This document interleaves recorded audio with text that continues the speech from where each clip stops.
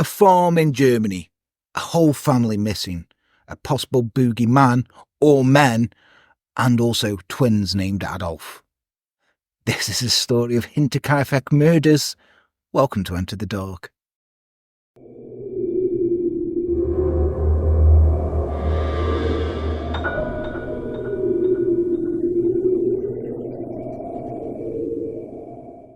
Hello and welcome to Enter the Dark. I am Jan. With me as always is Les. How are you? You drink good, man. What? Look at this cocktail. What do you call this cocktail? A Bristol midday. And what's in the Bristol midday?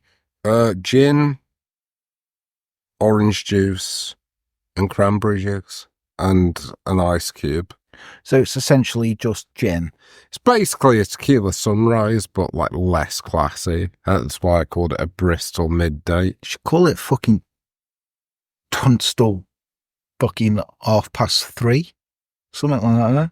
Yeah, but like Tunstall's not got slavery attached to it. It probably has. You never know with Tunstall. Anyway, yes, hello, welcome. Yes, this one is on the Hinterkaifeck Farm Murders. Another German one, so I get to do more accents. You don't know anything about this, do you? No. Nothing, I don't tell you. Completely treats me like a mushroom, feeds me shit, and keeps me in the dark. Just the way you like it. Oh, yeah. But yeah, speaking of people who like it, here is our patron spoken by me again, because I forgot to write him down. Sorry, I forgot to record it, so here is an AI bot doing it for you. Amanda Weaver. Kelly Weaver. Liv Templeton. Elizabeth Lee. Krista Francis. Verena Schmid. Angelina Cheshire. Cookie Fenner. Mandy Madden. Gelada Pang. Becky Louise. Jules Henderson. Casey the Cannibal. Amanda Champagne. And our free members are Nicola Walker. Sloshing B. Lisa O'Neill. Heather Hill. Misty Dawn. Alexander Gutierrez. Melanie. Ayumi Hajime. All hail our machine overlords, and back to you human scum. Thank you, me. So, yeah, if you do want to like what we do and you do want to help us out, you can go to www.patreon.com/enterthedark, anything from $1 all the way up to $50, or you can even join for free and just hang out and support us that way and just send us messages saying, I like what you do. There's also t-shirts and shit you can buy for us, merch. You get free stuff if you join Patreon as well. You'll get t-shirts, mugs, stickers, different things like that. Also, you can just email us on enterthedarkpodcast@gmail.com and tell us nice things. It's always nice. So, are you ready? Yeah, let's go. Sweet. Okay, so in 1922, about 40 miles north of Munich, stood a farm that was known as Hinterkaifeck Farm. Now, the farm was pretty isolated, with the nearest neighbour being about a quarter of a mile away, surrounded by a wooded area. The farmhouse inhabitants included 63-year-old Andreas Gruber, his wife, 72-year-old Cecilia Gruber, and also living there was the 35-year-old daughter Victoria Gabriel, with her 2 children, Joseph, who was 2, and Cecilia, who was 7. Now, Hinterkaifeck Farm had been passed to Cecilia Gruber when her first husband passed away in 1885, when she was 35 years old. Now, Cecilia's first husband was a man named Joseph Assam, and he and Cecilia had gotten married in 1877, and the farm was a gift from Joseph's father. Now, the couple had 4 children together. Only 2 of those ended up surviving, a son named Martin and a daughter named Cecilia. Cecilia. Also, Martin, shit German name. It is, isn't it? Yeah. So, anyway, after Joseph died, Cecilia started a relationship with a 27-year-old man who had been hired as a family's farmhand. He'd been working around the farm even before her husband passed away, and this man's name was Andreas Gruber. Now, even though this does sound like a shit German Wuthering Heights, the two ended up getting married less than a year later in 1886 and went on to have 3 children of their own, but only one of their children ended up surviving infancy, and that was Victoria. Now, rumours have it that The 2 other kids were starved to death, but there was no proof. However, as you will learn, Andreas is a piece of shit, so it probably was true. Now, Andreas Gruber was an extremely abrasive man who was not very social. Why are you looking at me? So, he had an explosive temper and he would often physically abuse his wife and his daughter. Once Martin and Cecilia moved out, Victoria was the only child that remained. Now, Victoria grew up to be a beautiful, outgoing woman who would attend church and sing in the choir. However, behind closed doors on Hinterkaifeck farm, it was a different story. Andreas was starting an incestuous relationship with Victoria around the age of 16 and she confided in her neighbour, the awesomely named Lorenz Schlittenbauer. Schlittenbauer? Lorenz Schlittenbauer. That's the most horrible, fucking surname. Schlittenbauer. Schlittenbauer. Yeah, but sounds like a medical fucking procedure. I'm sorry, you have Schlittenbauer disease. But anyway, going to have to perform the Schlittenbauer on you. Nurse, pass me. It's nothing too intrusive. We just fucking do you from a fanny to groin. Fanny? Are you using the American term of fanny there? Yeah. Yeah. Okay. So the abuse continued. Right from the back door, up and around and to the... If I have to say the abuse continued over the years one more time, well, I'm going to have to. So the abuse on her fanny to her groin. Shut up. The abuse continued over the years, but in 1914, Victoria, now aged 27, married 26-year-old Carl Gabriel. However, this was more of a financial marriage for Carl, and the Grubers were quite wealthy, and with Victoria being the only child, the farm passed to the newlyweds as soon as they were married. Now, Andreas, who was still living at the farm with Cecilia, did not like the fact that someone else was being intimate with his daughter, which is just weird. So he proceeded to make Carl's life hell by bullying him, withholding food from him, and starting fistfights. After only 4 months of marriage, Carl returned to his parents, telling them he could no longer live with Victoria.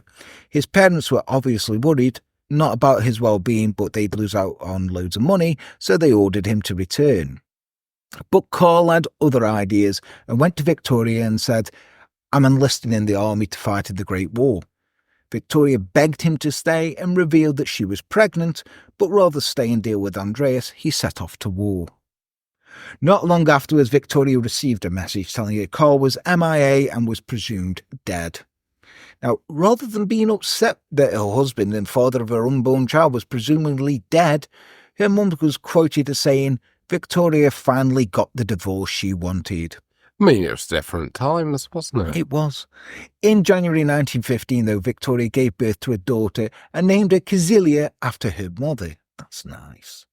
Now, later that year, the family's live-in maid walked in on Andreas sexually assaulting Victoria and went straight to the police. Now, Das Polizei turned around and arrested Andreas. Yay! But also arrested Victoria. Boo! Rather than question Victoria about the abuse, discovering what had been going on for years, they charged them both with incest. Now, I know somewhere in Texas right now someone's getting really angry at that. Now, Andreas was sentenced to 12 months in prison and Victoria was sentenced to 1 month. Now, why was Victoria... I don't know. It's police in Germany during World War One. They're just like, we've got bigger issues here. Yeah, I guess so. But also, yeah.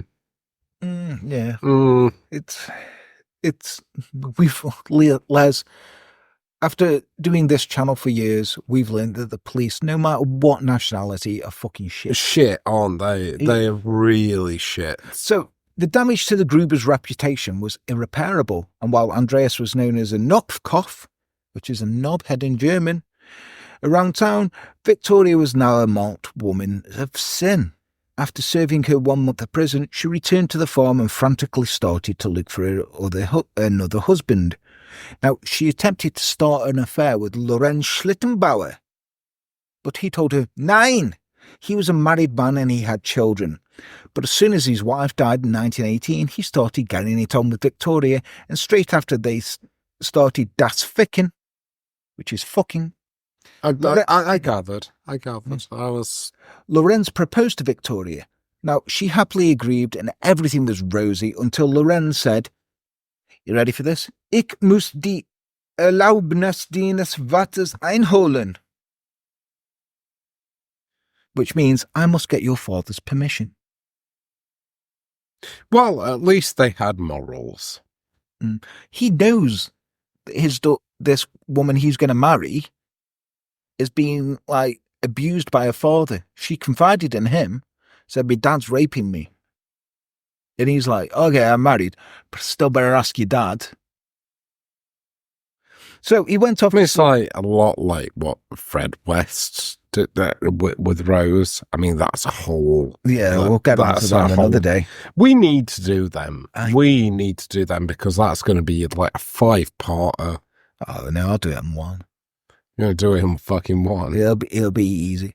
Fred and Rose. It'll be a long one, but it'll be one. Not do 5 parts. So off went Lorenz to see Andreas and asked him if he could marry his daughter. And he said, if he did, and he said to him, but if I do marry her, you've got to stop sleeping with her. Andreas replied with, we will see. Now, if that wasn't ominous enough for Lorenz, when he got back to Victoria, yeah, he got back to Victoria and she was like, oh, guess what? I'm pregnant. Now, Lorenz is like, no, I think this is my kid. Now, they'd only been together a short time and Andreas knew Andreas was having sex with her. So instead of saying, wow, the woman I want to marry is pregnant, he denied he was the dad and said it was Andreas's. Now, a fun fact for everyone here, a child that's born from an incestuous relationship is called a Nimrod. Really? Yeah, I know that because of the Pixies, because they got a song called the Nimrod's Son, where what the line is, you are the son of a motherfucker. So something like biblical, like, and then it's just like you are the son of incestuous union. Yeah, so that's got to be like, because Nimrod is in the Bible, isn't it? Like, so I'm guessing that's what that's alluding to. You see, this is how we're different we are. I'm like, yeah, it was a Pixie song. I'm being dead cool, and you're like, oh, it's in the Bible. Oh, I went to like a fucking Catholic school. All right, Hans, calm down. Oh, dude, like, I'm just a fucking Protestant, but went to Catholic schools, because of the whole thing. You're not like in Ireland, so it doesn't really matter. Well, no, I'm not like, I had a lovely time in Catholic school. Good, I'm glad you got. They were more accepting. I'm glad you broke down the walls of sectarianism. Yeah, and that's what I did. Well done. So, Lorenz and Andreas had a massive row. Now, Andreas is saying he forbade Victoria from getting married unless Lorenz accepted the child or paid child support for this kid. Now, carried on for so long that Victoria ended up giving birth to a boy in July 1919 and named him Joseph. Andreas continued to demand child support, but Lorenz refused to pay anything unless Victoria married him. So, stuck at an impasse, Lorenz went to the police in September and told them about Andreas fathering his daughter's child. Now, the police arrested Andreas and he spent 2 weeks in prison until Lorenz withdrew his statement. Okay. He did this because the Grubers had offered him 2,000 marks to do so. But once released, Andreas demanded Lorenz pay him 1,800 marks as a payment of child support and sign all paternal rights over to him.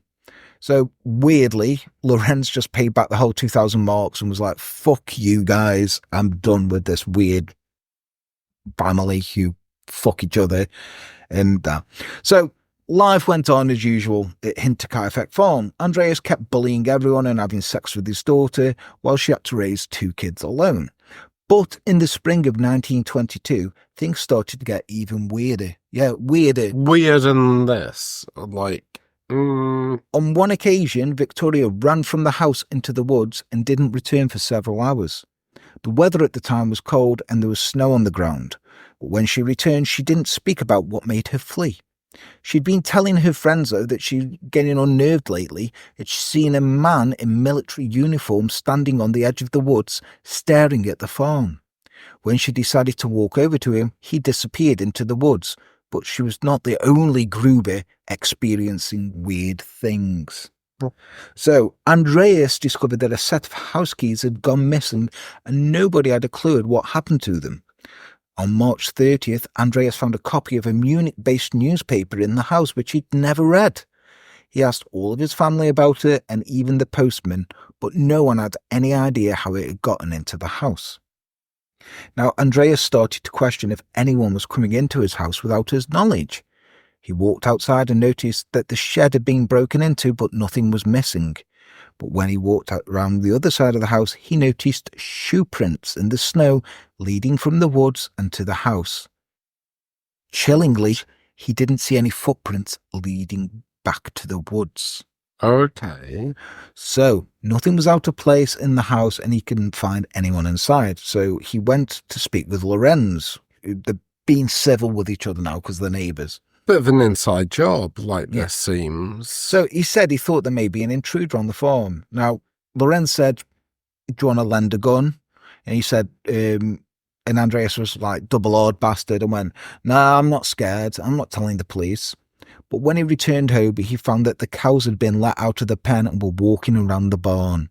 After safely putting them all back, he went inside to his family and discussed what was happening. That night, nobody in the house slept, as all they could hear was footsteps coming from the attic. And much like all men who abuse women, Andreas was a massive pussy and refused to check the attic until daylight. When he did go and look the next day, he couldn't see anything out of the ordinary. Of course not. Later that day, a new living maid arrived named Maria Baumgardner, who had brought her sister Franziska with her on the journey. After helping her get settled, Franziska said goodbye and hugged her sister. The date was March 31st, 1922, and it would be the last time anyone saw Maria or the Gruber family alive. The next day, people started to notice the absence of the family. Young Zilla missed school, and a coffee vendor arrived at Hinterkaifeck Farm to drop off an order. But after knocking on the door and shouting for someone to answer to no avail, he called his brother who was waiting at the gate, and they checked around the house but found no signs of a disturbance or that anyone was in. They did tell police that as they approached the farm, they saw 3 people who they did not recognise. 2 women who were in their 50s or 60s who looked like gypsies, and a man who looked like he didn't belong with the women. What does gypsies look like? That's a very this is like... This is a very broad I'm imagining term. This is Germany in the 1920s, so this is going to be... With the headscarves. Headscarves. On a fucking, big, fucking... No, they were walking, so they're just there, and probably offered back selling pegs or something like that. And he was like, no. And, Lucky Cat... or something like that, you know. I'll always, I'm not gonna lie, if I encounter that in the street, I'll always buy it off, and I'm just like, yeah, fine. Oh, my nan was the same. She said if a gypsy... I'm not fucking with them. Yeah, she's like, if a gypsy knocked on... Well, I'll tell you a story once. Me dad, right, this gypsy knocked on our house and was like, do you want to buy some Lucky Heather? And he said no, right? And she went to the next door neighbour's house, and he went out to try... unlock his car, and he couldn't unlock it, mate. And she was staring at him, and he was like, "Fuck's sake, come here!" Then brought some Lucky Heather off and went to his car to open first time. And that's the thing. I don't want to sound racist, but it's just sometimes I'd rather just give them the money, so they'll fuck off. That's not racist, because I genuinely think they have weird. They do powers. They do. They have weird powers. So that's not racism. That's fine. Yeah, that's just being scared. It's not nice though that they exercise those powers. You don't just wandering around fucking council estates, going buy me ever, or I'm gonna fuck with you. It's they got shit paying gas and stuff to work out. I don't think they do that anymore. I have not seen that in years. We get them round here. Do you? Yeah, we 100% do. There's many a time. It's I have to fucking. They probably know you're the fucking pigeon now, so they're just go knock on that lad. No.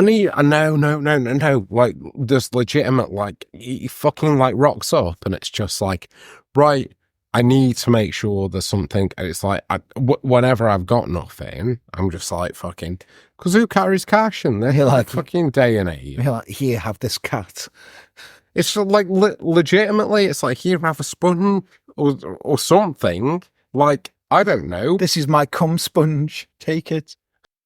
Concerned, the brothers went to Lorenz Schlittenbauer's house to tell him of the weirdness, but his new wife, Anna, told them that he was out and she'd give him the message. Now, technically, she did give him the message, but not until much, much, much later, because she forgot. So she's probably like, I don't want anything to do with that family. You were going to marry her, you know? So a local man was walking home from work later that evening, and he always went past Hinterkaifeck farm on his way home. He told police that he'd seen smoke coming from the chimney, but the farm seemed eerily quiet. He noticed a figure of a man holding a flashlight near the farm, and as he approached the mysterious figure, figure pointed the light directly into his face, and being freaked out, the man gave it toes all the way home. Gave it toes. He gave it proper toes. Gave it toes. Yeah. Like fuck, you know. So by April the 2nd, more and more people were noticing that the Grubers were not around, and they missed their church that morning, which was very strange for Victoria as she was in the choir. On April 3rd, the postman Joseph Mayer was delivering the newspaper and noticed that the kitchen door was slightly open, which he thought odd, but not odd enough to look any further, and he went on his jolly way. But on the 4th of April, a man named Albert Hoffner arrived at the farm to fix a diesel engine. But the only sounds that were that of the family dog barking frantically in the stables, which were locked. Now, Albert went up to the house and knocked on the door and had got no answer. And after a while, they figured that the family were out, so he'd just start work on the engine anyway. He'd been on the farm before, so he knew where everything was. Now, after a few hours, he finished up and walked up to the house to see if anyone was in. But he saw something that caused him surprise. The dog, which was locked in the stable, is now chained up outside the house. The dog was acting scared, and as Albert approached the dog, he noticed a deep cut above the dog's eye. Now, he tried getting someone's attention in the house again, but when nobody came, he decided to go and see Lorenz to tell him something strange was happening. I bet Lorenz is like, fucking hell, don't want anything to do with this family. Cost me 2,000 I'd just marks. be like, they're fucking weird. Like, yeah. Now, Lorenz he was sick of dealing with the Gruber shit, sent his 16-year-old son and his 9-year-old stepson over to see if they could get someone to answer, but they returned without success. Now, Lorenz was concerned at this, so he decided to head over to the farm, but got the other two neighbours, named Michael and Joseph, to come with him. Taking his two sons with him as well, they headed to Hinterkaifeck farm and immediately noticed things were strange. So, a cow had been let out of its pen and was walking around the courtyard, and they noticed that the barn door was open, and when Albert had told them it was closed. Leaving his two sons outside, he ventured in with the two other men and discovered a grisly sight. 4 bodies lay covered with straw and pieces of an old barn door, brutally killed with visible injuries. Michael and Joseph decided this was too much for them and they ran away, but Lorenz stayed to survey the horrific scene. He first identified the body of Andreas, who had a huge gash in his head. Then he saw the body of little Kazilia, who had the same injury. Now, for some reason, he decided to move Kazilia's body so she was sitting up. Now, just as he was doing this, another neighbour came in and told him not to move anything as it was a crime scene. Lorenz took his advice, but before leaving, he had identified the other 2 bodies as Victoria and her mother Kazilia, who appeared to have been killed in the same way as the others. see, this is like, I thought Andreas was going to be the killer. No. Like, no, that's a bit of a swerve. So the men headed towards the main house, and Lorenz noticed that the kitchen door was open. So he went inside and to unlock the front door to let the others in. However, he noticed that the keys that are in the door are the ones that Andreas told him had gone missing. Alarmed, he let the others in, and they head upstairs to Victoria's room, where they find baby Joseph dead in his cot with the same injuries as the other members of his family. Look, baby. Now they head back downstairs, and in another room, So they got the baby. Yeah, they killed the baby as well. Oh, fuck. But that could be his kid, even though he's saying it's not.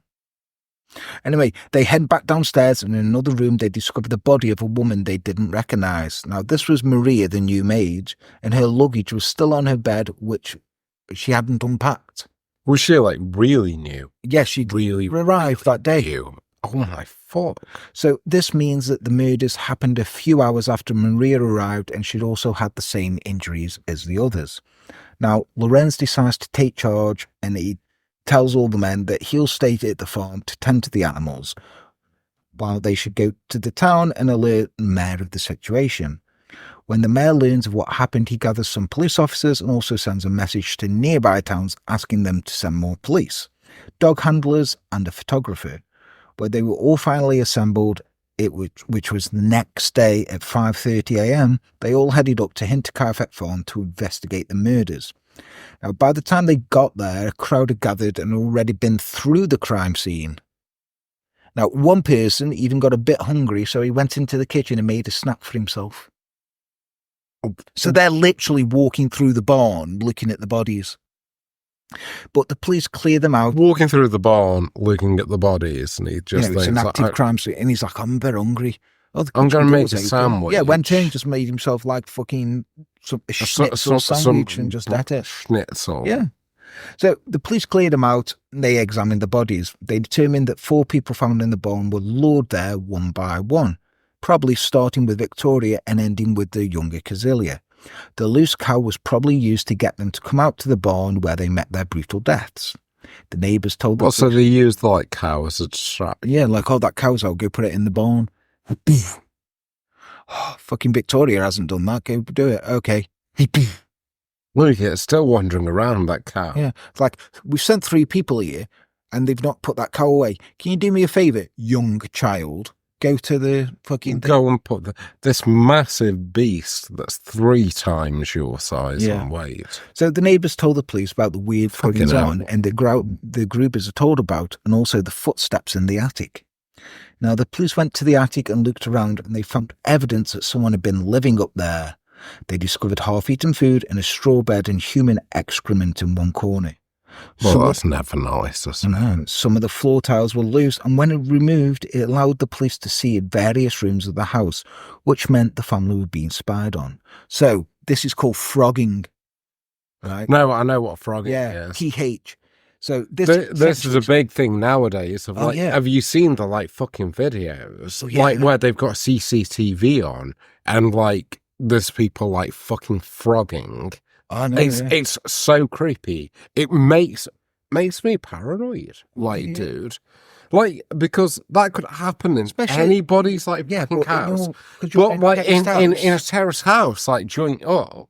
Yeah, is your loft like cornered off, or does it just go? Well, definitely. It's like, well, do you remember like when I was living in like fucking Victoria Street, rip the haunted bedroom? Yeah. But like that was like fucking terraced. Yeah. I had that incident, and I'm just like, was I frogged? No, you just got sexually abused by a ghost. Well, I'd rather keep it like that because it's just like fucking. Yeah, but. It's just horrible. No, if that would have happened, if it was frogging, sorry to go on the side here, but if someone was frogging, they got into bed with you, started to like get into you, and then you turned over for a bit of action, and it was a haggard old woman. Yeah, okay, that's not frogging. And then you ran downstairs and you didn't hear them walking or climbing up to your loft. No, you've got a good point. So it was a ghost. Yeah, so that definitely was a ghost. Yes. In that, like, fucking situation. So you weren't frogged, you were just raped by a ghost. Like in The Entity. Yeah. There we go. But also, that's, like, fucked. Frogging, even going on in the fucking early 20th century. 21st. No. Oh, this is 20th. 20th century. Anyway. Like...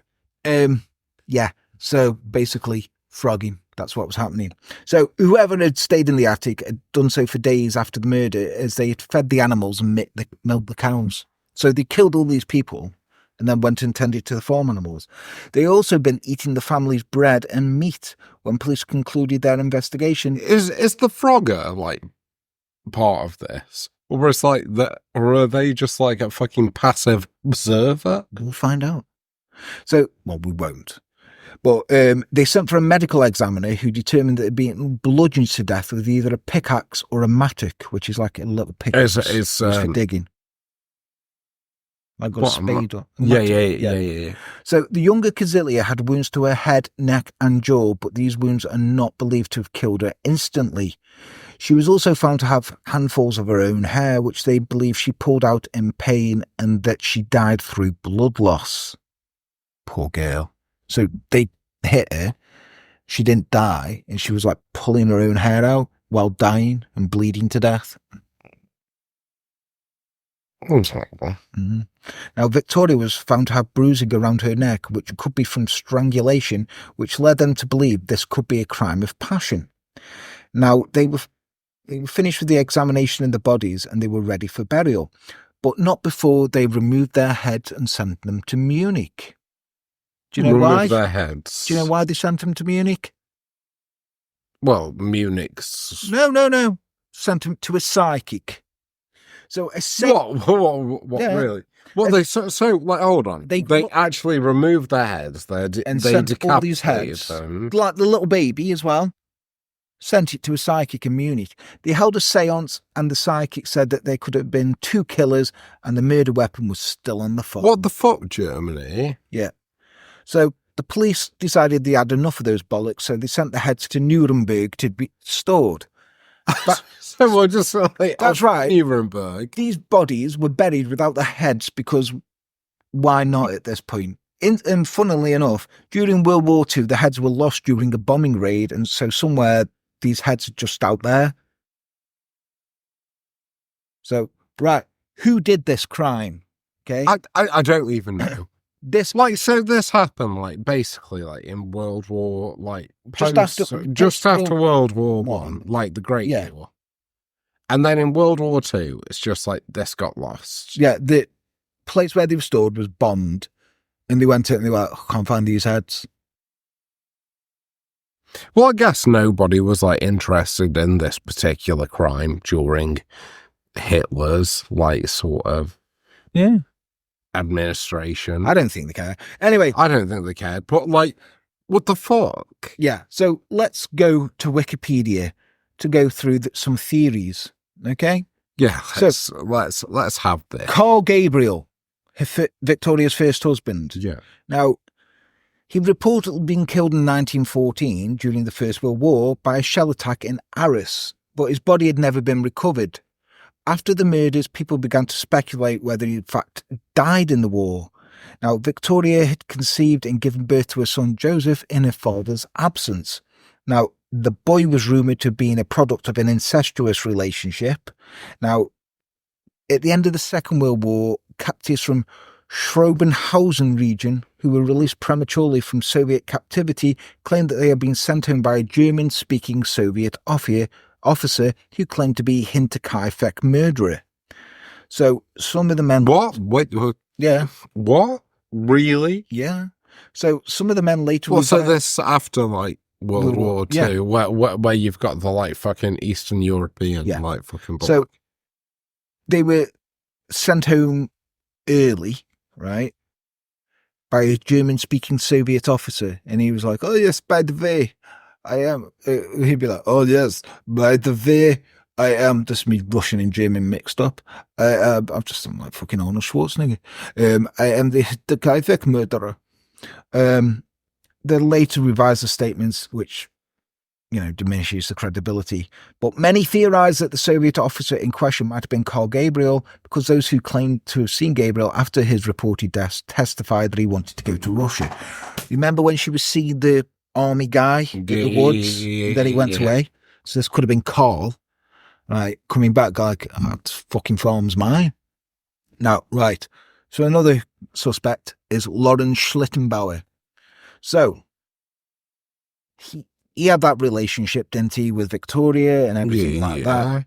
Now, immediately, this is weird, right?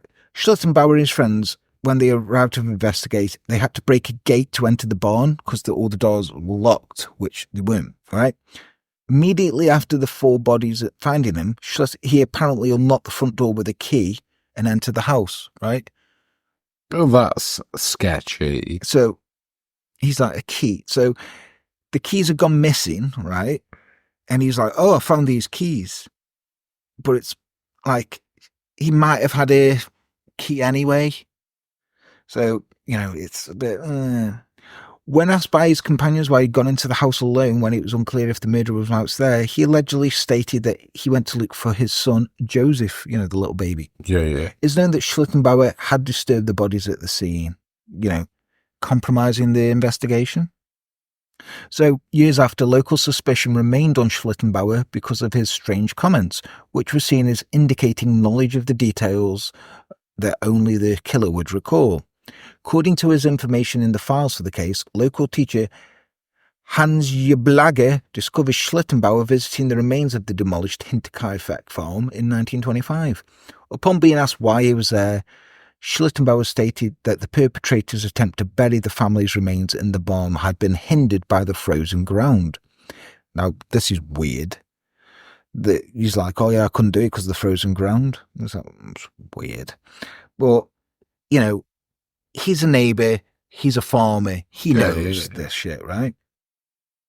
So, another speculation is that he murdered, Victoria's demanded this financial support and that. He won, but before his death, in 1941, Schlittenbauer had won several civil claims for slander against persons who described him as the murderer of Hinterkaifeck. So he's suing people for saying he is, and he's won. So now then. Well, that's fine. I don't think you can pin that on him because he was clearly fucking, this wasn't me, right, dudes. Yeah. The Brothers Gump. Well, I just seen that, when you scrolled it up. The Gump. Right. So Adolf Gump was listed as a suspect as early as 9th of April due to his connections to the Freikorps Oberland. Now, as a Freikorps member, Gump was said to have participated in the murder of 9 farmers in Upper Silesia during the fight against the 1921 Polish uprising in the region. He had a warrant for his arrest issued by the District Court of Opole. Now, in 1951, prosecutor Andreas Popp investigated brothers Adolf and Anton Gump about the murders at Hinterkaifeck. Now, their sister, Crescentia, claimed upon her deathbed that Adolf and Anton had committed the murders. As a result, Anton Gump was remanded to police custody, but Adolf had already died in 1944. 1945, actually. That's convenient. Yeah. After a short... He probably killed himself, didn't he? He's like, we're going to lose this war. I don't want to be called Adolf. Now, well, a lot of them, that's an unfortunate name. It is, yeah. As well. So, after a short time, Anton was dismissed again, and in 1954, the case against him was finally discontinued because they couldn't prove that he'd participated in it. Now, here we are. 2 now. Carl S. and Andreas S. So in 1971, a woman named Therese T. wrote a letter citing an event in her youth. At the age of 12, she witnessed her mother receiving a visit from the mother of the brothers Carl and Andreas S. The woman claimed that her sons from Sattelberg were the 2 murderers of Hinterkaifeck. The mother said Andreas regretted he lost his penknife in the course of the conversation. In fact, when the farm was demolished in 1923, a pocket knife was found that could not be clearly assigned to anyone. Okay. However, the knife could have easily belonged to one of the murder victims. Now, this was followed without any results. Kresnes Reiger, the former maid of Hinterkaifeck, was certain she had already seen the penknife in the yard before she lived there, when she lived there. All right. So, Peter Weber was named as a suspect by Joseph Betts. Now, the 2 worked together in the winter of 1919 to 1920 as labourers, and they shared a room. According to Betts, Weber spoke of a remote farm, Hinterkaifeck. Weber knew only an old couple lived there with their daughter and 2 children. It is likely he knew about the incest between Gruber and his daughter. Now, Betts testified in a hearing that Weber had suggested killing the old man to get the family's money. When Betts did not respond to the offer, Weber stopped talking about it. That's a bit sus. Now, we've got here the Bitchler brothers and George Siegel. Now, the former maid, Kresnes Reiger, worked from 1920 to about September 1921 at the farm. She suspected the brothers Anton and Carl Bitchler to have committed the murders. Anton Bitchler had helped with the potato harvest at Hinterkaifeck, and therefore he knew the premises. Rieger said Bitchler talked to her. I was saying that word. Rieger said Bitchler talked to her often about Gruber and Gabriel family. Anton reportedly suggested that the family ought to be dead, and the maid also emphasised in her interrogation that the farm dog who barked at everyone never barked at Anton. In addition, she reported speaking with a stranger through her window at night. The maid believed that it could be Carl Bitchler, the brother of Anton. She thought that Anton and Carl Bitchler had committed the murder together with George Siegel, who had worked on Hinterkaifeck and knew of the family fortune. Supposedly, Siegel had broken into the home in November 1920 and stole a number of items, even though he denied it. He did state that he had carved the handle of the murder weapon when he was working at Hinterkaifeck and knew where the tool would have been kept in the barn passage. Now, the Thaler brothers. Now, the Thaler brothers were also suspected, according to a statement by the former maid, Kresnes Reiger. She's just fucking saying everyone did it. Now, it's just like your fucking grass. Yeah. The brothers had already committed several minor burglaries in the area before the crime.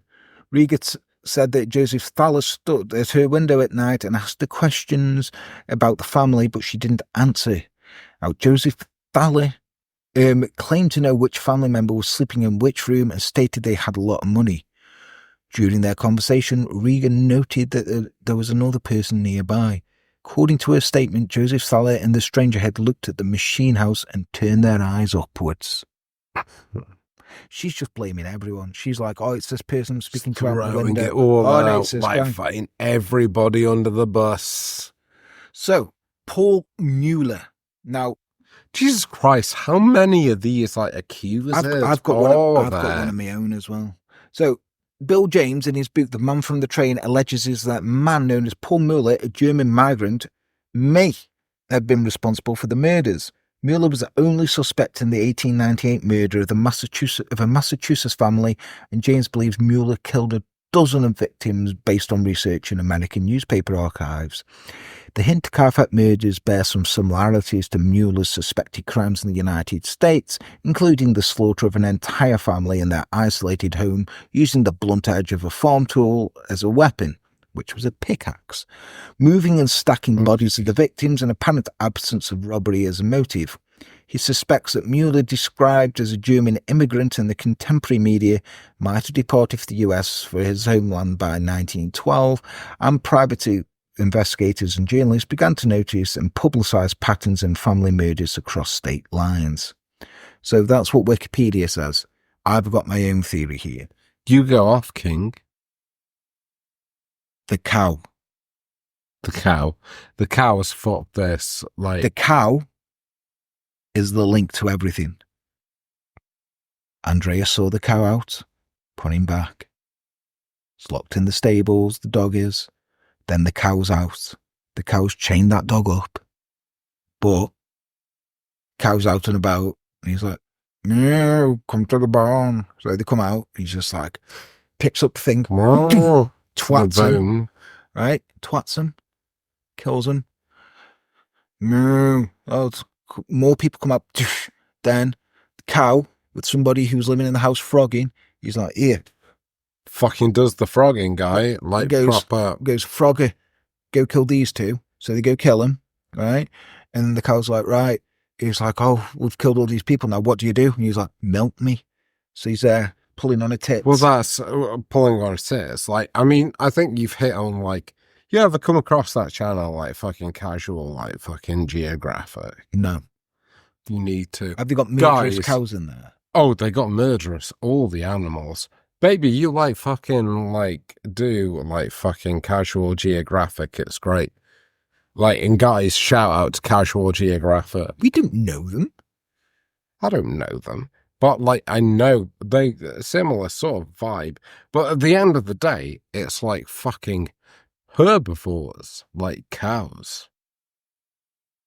This cow had a pickaxe and Well, they don't need a pig. Remember, like the monkey pig rider from the Axeman of New Orleans? Well, exactly. But like fucking like cows and shit, they don't need a reason. They're predated by everything else, and they're massive. Could you like fucking take on a cow? Like some people. No, I can't, because once I got chased across field by a herd of cows. That's why I don't like cows, mate. Like fucking, it's just like no. It's just like they've got like fucking beef. No pun in fucking intended. Like, it's like the Simpsons says it. Don't be a fool, Billy. If a cow could kill you and everyone you've ever loved. A cow, like generally speaking, weighs a lot more than fucking you do. Well, yeah, because it's a cow. It's a cow, and it'll take you to fucking task.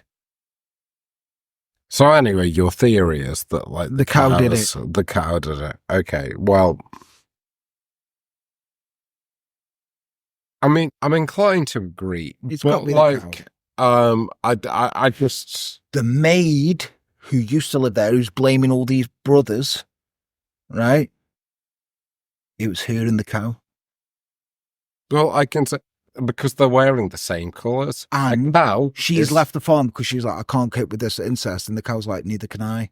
We need to do something about it. And this. They don't like that because she's like, shall we go to the police again? He's like, no, and the cow's like, no. We need to cleanse the earth. Yeah, and they do. Because the cow knows what happens when there's an incestuous fucking calf wandering around with its stupid bandy legs. Like, yeah, kill me. And like, she's just like, no, cow. I know, cow. So we need to produce purity. Yeah. And you've got the purity of the milk that I can tease from your pure teats. Right, her and the cow ran away, rode off into the...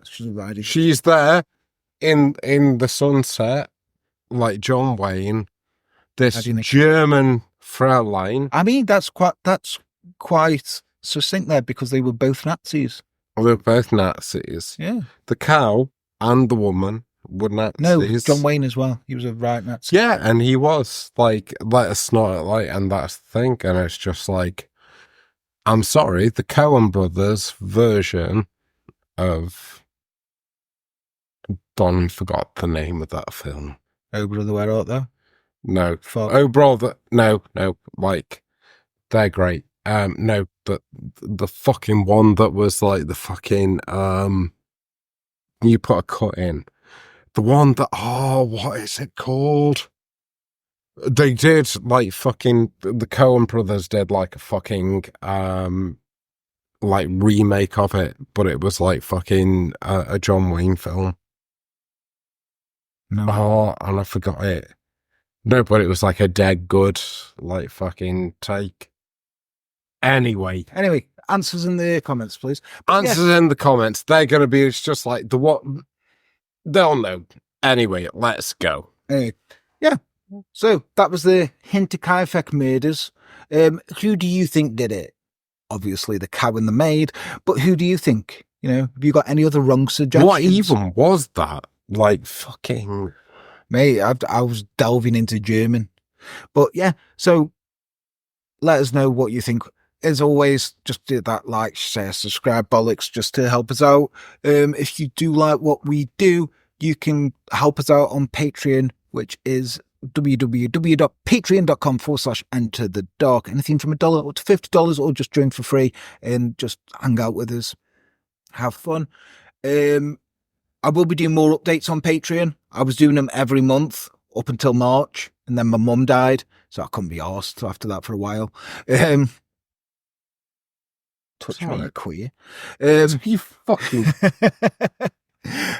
But yeah, the names of people are going up and down now, everyone. So just, yeah, have fun. But yeah, you can find us on Instagram, Facebook, emails on Twitter as well. We're on there. Email us at enterthedarkpodcast@gmail.com. Yeah, hope you enjoyed that one. Leslie's absolutely fucking hammered at the moment, and I'm going to drink water. You better drink water. Yeah, I need a wee right now. He needs a wee. So let's wrap this up.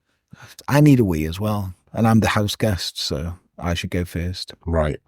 Let's wrap this up very quick then. Just run. Go. I've been Jan. He's been Les. He's taking a piss. Take care.